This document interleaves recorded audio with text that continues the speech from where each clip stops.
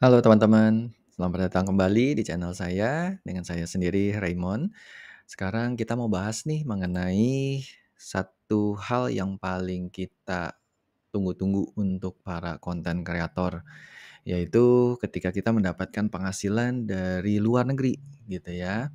Nah, intinya adalah pekerjaan-pekerjaan kita ini bisa dikatakan bahwa kita itu bekerja secara freelance. Ini juga bisa diterapkan bukan hanya untuk para konten kreator, tetapi juga untuk setiap pekerjaan-pekerjaan yang juga bisa dikatakan bahwa kita nggak pernah hadir di negara tersebut, tetapi kita melakukan pekerjaan di negara tersebut. Kita dapat penghasilan dari negara tersebut, tetapi kita nggak pernah hadir di negara tersebut. Nah, kita bahas saja ya langsung ya. Dapat penghasilan freelance online dari luar negeri, bagaimana kewajiban pajaknya? Dengan berkembangnya teknologi, pemberian jasa ke luar negeri atau yang kita kenal dengan freelance secara online atau remote working semakin lumrah dilakukan. Penghasilan luar negeri dari kegiatan freelance yang pekerjaannya dilakukan di Indonesia secara online atau remote working umumnya tidak dipotong pajak di luar negeri. Nah, teman-teman ingat ya bahwa hal-hal seperti ini memiliki syarat tertentu ketika penghasilan kita itu tidak dipotong di luar negeri. Nanti kita bahas di berikutnya ya. Namun penghasilan tersebut tetap wajib dilaporkan di Indonesia dan dapat dikenakan pajak sesuai dengan ketentuan undang-undang khususnya di Indonesia. Nah, ini pembahasan ini adalah untuk warga negara Indonesia yang bekerjanya di Indonesia tetapi dapat penghasilan dari luar negeri ya, bukan sebaliknya, oke? Kemudian pengenaan pajak atas penghasilan pekerjaan freelance dari luar negeri. Sesuai pasal 4 ayat 1 Undang-Undang PPH, PPH dikenakan atas setiap tambahan kemampuan ekonomis yang diterima atau diperoleh wajib pajak baik yang berasal dari Indonesia maupun dari luar Indonesia. Penghasilan dari dalam negeri dan luar negeri akan digabungkan dan dikenakan pajak sesuai ketentuan yang berlaku. Atau bahasa kerennya kita katakan Indonesia ini menganut sistem worldwide income. Jadi penghasilan dari manapun selama kalian masih menjadi subjek pajak dalam negeri di Indonesia, maka penghasilan tersebut harus digabungkan ke Indonesianya. Jika memperoleh penghasilan dari luar negeri, ya, dari luar negeri, wajib pajak juga perlu memperhatikan kembali terkait ketentuan tax treaty yang berlaku antara negara sumber dengan negara Indonesia. Negara sumber itu adalah negara yang memberikan penghasilan ke kita, gitu ya. Dalam konteks pekerjaan freelance atau pemberian jasa yang dilakukan online atau remote. Secara umum, negara sumber tidak melakukan pemotongan pajak. Hal ini dikarenakan pengenaan pajak di negara sumber atas penghasilan jasa masih melihat kehadiran fisik atau physical presence. Oke, balik lagi ini ada syaratnya nanti. Oke, untuk ilustrasinya gini, Tuan A, warga negara Indonesia, memberikan jasa kepada Tuan C, residen Vietnam. Transaksi ini dapat dianalisis dengan ketentuan artikel 14 Tax Treaty Indonesia dengan Vietnam. Berikut bunyinya. Income derived by a resident of a contracting state in respect of professional services or other activities of an independent character shall be taxable only in that state, except in the following circumstances, when such income may also be taxed in the other contracting states.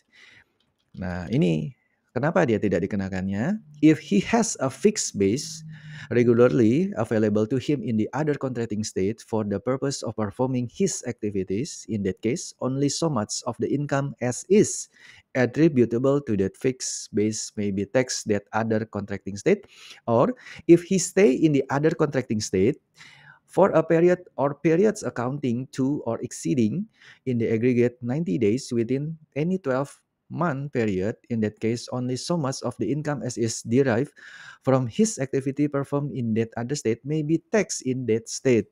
Nah, sesuai pasal di atas, dapat diinterpretasikan bahwa pada dasarnya hak pemajakan atas penghasilan dari professional services berada pada negara domisili. Ya, negara domisili dalam hal ini ya kita katakan bahwa ini adalah Indonesia, namun negara sumber dalam contoh ini adalah Vietnam, berhak mengenakan pajak apabila si Tuan A ini memiliki tempat tinggal fixed base-nya di Vietnam atau datang atau berada di Vietnam dalam jangka waktu 90 hari atau lebih selama 12 bulan.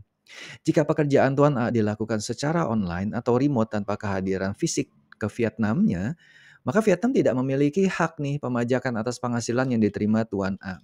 Nah, ini syaratnya, yaitu apakah perlu surat keterangan domisili? Ketentuan pada teks treaty hanya dapat dimanfaatkan oleh pihak yang berhak.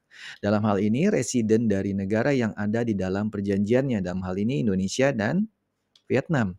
Salah satu dokumen untuk membuktikan bahwa orang atau badan merupakan residen dari suatu negara adalah COD atau Certificate of Domicile atau surat keterangan domisili. Wajib pajak dalam negeri, yaitu dalam contoh ini ya si Tuan A ini, dapat mengajukan permintaan surat keterangan domisili kepada Dirjen Pajak.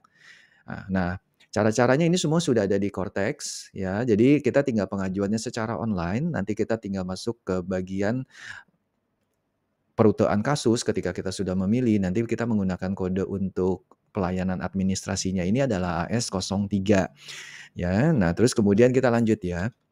Penghitungan dan pelaporan penghasilan freelance luar negeri pada SPT tahunan PPh orang pribadi. Merujuk kembali pasal 4 ayat 1 Undang-Undang PPh, pajak ini dikenakan atas penghasilan dari dalam negeri maupun luar negeri. Pada akhir tahun pajak, wajib pajak akan menghitung kembali seluruh penghasilan yang diperoleh pada tahun yang bersangkutan. Penghasilan bagi orang pribadi yang diperoleh dari dalam negeri dan luar negeri akan dikenakan PPh sesuai dengan tarif PPh pasal 17 ayat 1 Undang-Undang PPh. Kalau teman-teman lihat di sini, dalam pelaporan PPh orang pribadi, wajib pajak yang memberikan jasa freelance, pekerjaan bebas, dapat menggunakan formulir 1770 nanti di tahun 2025 karena sudah menggunakan Cortex. Jadi kita hanya punya satu jenis SPT. Nah, ya.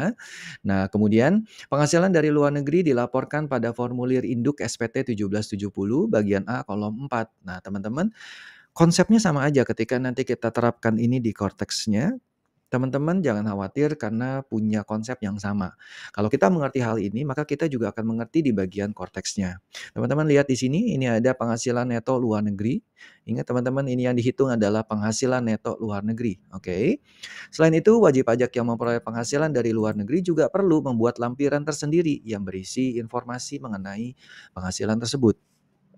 Contoh lampiran yang dibuat dapat dilihat pada gambar berikut ini. Nah, di sini ada nomor, nama, dan alamat sumber pemberi penghasilan di luar negeri, jenis penghasilannya, penghasilan neto, pajak yang dibayar atau dipotong terutang di luar negeri, dan juga ada PPh pasal 24-nya. PPh pasal 24 adalah kredit pajak ya. Nanti akan dibahas juga di sini. Nah, intinya gini teman-teman.